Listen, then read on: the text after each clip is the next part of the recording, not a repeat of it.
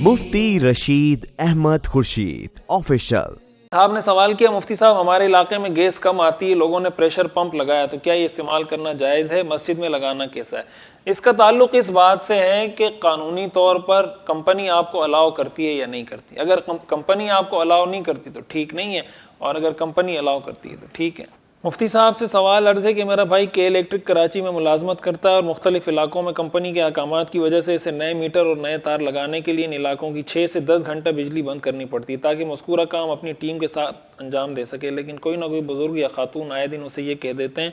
کہ تمہاری یہ نوکری حرام ہے،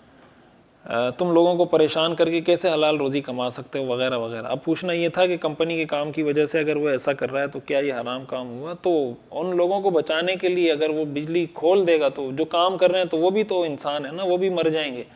تو یہ تو ایک ٹیکنیکل مجبوری ہے، لیکن ہمارے ہاں یہ بات تو اس میں تو کوئی شک نہیں کہ کے الیکٹرک نے جس طرح اندھیر نگری مچائی ہوئی ہے اور جس طرح لوگوں کو ستاتے ہیں، جس طرح لوگوں کو تنگ کرتے ہیں، پھر جس طرح اوور بلنگ کرتے ہیں،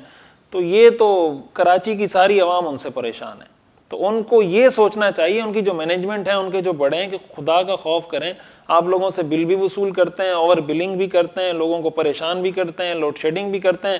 پھر بھی جناب آپ بجلی کا سسٹم ٹھیک نہیں کر سکتے اور عوام ساری آپ سے پریشان ہے۔ تو یہ جو بد دعائیں آپ کو لگ رہی ہیں، اس میں تو کوئی شک نہیں کہ یہ صحیح لگ رہی ہیں۔ ہاں، اگر کوئی ملازم ہے اور وہ اس وجہ سے بجلی بند کر رہا ہے کہ وہاں کام ہو رہا ہے، تو اس وجہ سے اس کی نہ یہ نوکری حرام ہوگی، نہ اس وجہ سے اس کی آمدن حرام ہوگی۔